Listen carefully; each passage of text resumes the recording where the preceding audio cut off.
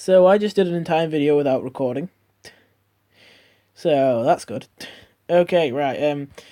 I was just talking about gnome legendaries. Now they're all out of order. So basically, I was thinking that the gnomes from Garden Warfare 2, I feel like they should be in the game. But obviously they're these like really powerful like beings, like apparently like look like universe is their pillar or whatever they say and all that. So I feel like they should all be legendaries with like above average stats and like crazy abilities. And so I've thought of a legendary for each zombie class that's a gnome. There will also be some for the plant class, but I haven't made any up yet. Although I do have an idea already, which I would tell you, but I want to try and get through these quickly. First one is Spicy Gnome, which is a sneaky, gnomish legendary professional gnome zombie. It's a zombie as well as a gnome, because if it didn't have the zombie tag, that means stuff like if there is a zombie here and destroy a zombie wouldn't work on this. And I feel like that would just bug out the game. Like, it would not be worth it.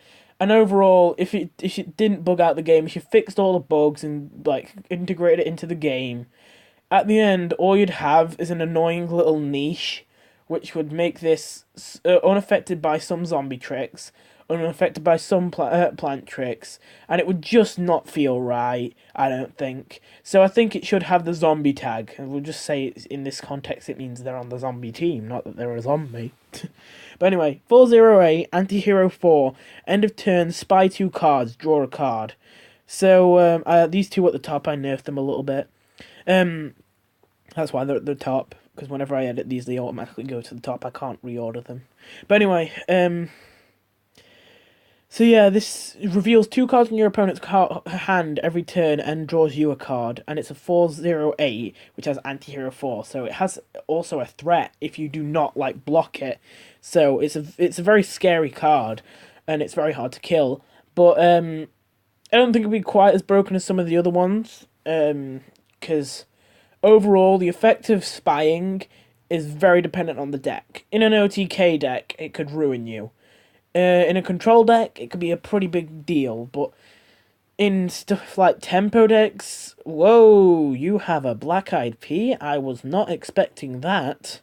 So yeah, I don't think the spy is going to get too crazy. Maybe drawing a card is going to be a big problem. Like having double card draw is going to make it overpowered, but I don't know, maybe. Anyway, then there's the crazy legendary I got here, Rabid Gnomeling. Crazy, gnomish legendary, monster gnome zombie. By the way, I'm putting gnomish legendary because I think they should all be in the same set, again, if it became a real set. But, or a modded set, which is probably what's going to happen again if I ever do mod the game. But most of the cards I don't have this, not because I don't think they should go in a custom set or something, but just because I'm not too fussed what the set would be. So you know, I'll leave it unspecified in case like I have an idea for 2 custom sets in total. So yeah.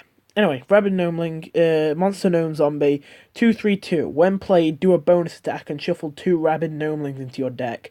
When destroyed, draw a card. So this is card draw and mini tricksters that duplicate for crazy, which is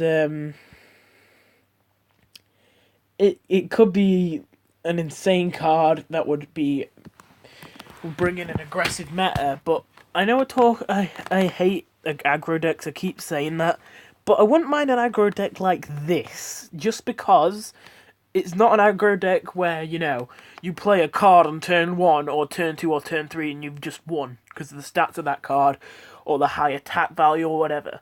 Because technically this doesn't kill you straight away, this kills you over time. This is a very telegraphed attack. You see, what I don't like about aggro decks is that it's completely just like, they might have that card in their hand and they might not have that card in their hand. And you might have the solution to that card in your hand, but you might not have the solution to that card in your hand. It's just completely like, oh, well, maybe it'll work for both of you. This one is very, again, as I say, it's telegraphed. These don't overrun you straight away. It takes time for these to overrun your opponent. So your opponent has time to react and think, oh, well, I gotta put up a defense if he's gonna be bonus attacking me with these little 2/3/2s. So yeah, I think it's not too bad. It is still legendary, so of course it'd still be a very scary card, but you know, it's not going to be one that you just see it and you think, well, I'm just going to concede. But anyway, then there's this one, Thumpy Thump Gnome. This is a little bit more subdued, but this one right here, this brainy one, this is where it's going to get absolutely insane, and we're going to get some kind of Exodia deck potential. So I wanted to have at least one that's a bit more subdued, so this isn't all just crazy stuff. Hearty, Gnomish Legendary, Professional Gnome Zombie, Thumpy Thump Gnome. 1, 2, 3, Armored 1. When this damages a plant, if it has 3 attack or less, destroy it. I was just thinking something like that, because it's like Hammer for the plants. Obviously it's a plant trick and this is a zombie, but whatever. But yeah. And I just thought it'd be better for this to have some kind of ability. Originally this is just a 1/3/3 with Armoured, but I wanted it to have some sort of ability as well as its tempo. And I think that, you might think that just -1 attack isn't a big deal, and that if I'm going to give it something as like effective as if it has 3 or less, destroy it, and only sacrifice 1 attack, that's a bit overpowered, but there's a big difference between 2 and 3 attack. The point where you're doing 2 damage, it's better than doing 1 damage, because I say doing 1 damage is a bad thing, but 2 damage isn't, I would say it's not necessarily a good or a bad thing, because, you know, you are still charging the block meter, and you're still not doing that much damage, but at least now, you know, you split that 20 hits to 10 hits in half in total to kill them. So it's not completely like, oh, well, that's just stupid, you shouldn't do that. Whereas when you get to 3 attack, it starts getting to a point where you could actually very feasibly eventually run them down just by hitting them with 3 over and over and over. So yeah, I think that there's a big difference between those 2 attack values, so I think it's fine. Then there's the Mega Gnome. This one, I really had a specific idea of trying to replicate what it's like in Garden Warfare 2. So in Garden Warfare 2, you get these giant gnomes sometimes with giant hammers that don't not only attack with you with the hammer, but they also shoot giant lasers from the hammers. So originally this was just going to be a 6/6/8 with Frenzy and Armored 1, but I don't know, I thought it should be more faithful to the game, but I didn't want to just slap Strike Through on it, because then it would be ignoring the fact that he also just hits you with a hammer, so I've kind of done both. He switches between attacking with his hammer and his laser every turn. So when he's got his hammer out, he's a 6/6/8 with Frenzy and Armored 1, but when he's got his laser part of the hammer out, he's a 6/4/8 with Strike Through as well as Frenzy and Armored 1. So after every combat phase with him, he gets Strike Through but -2 attack. But if he already has that, he loses Strike Through, but gets +2 attack. So overall, the Strike Through is technically better. I mean, almost definitely better. You can't really say factually, but almost definitely better. But that's kind of on purpose. It's not like supposed to be that they're both really even. It's really difficult to decide, because you can't decide anyway. It does it automatically. Right, okay, here we go. This is where we get into the crazy stuff. As you can see, this goes out down pretty far. This is a chain. This card can trigger a chain reaction to lead to this basically summoning Gnomus, which is supposed to be like the best card in the game. So, Fixie Fix Gnome, Brainy, Gnomish Legendary, Professional Science Gnome Zombie. 3/3/4, Bullseye. Shuffle 4 Gnomish parts into your deck. And a Gnomish part is a Brainy token Gnome Science trick, 1 brain. Play 4 parts to gain a Gnomish portal. Draw a card. So each one draws you a card for 1 brain, which is alright. And once you've played 4, you can gain a Gnomish portal. A Gnomish portal is a Brainy token. Actually, to be honest, this is never ever going to get done if it's 4 parts. Let's probably make it just 3. I know that's only a small change, but I think that is going to be eventually like substantial. So anyway, if you play 3 parts, you'll get a Gnomish portal, which is a 0-cost Gnome Science environment, another Brainy token.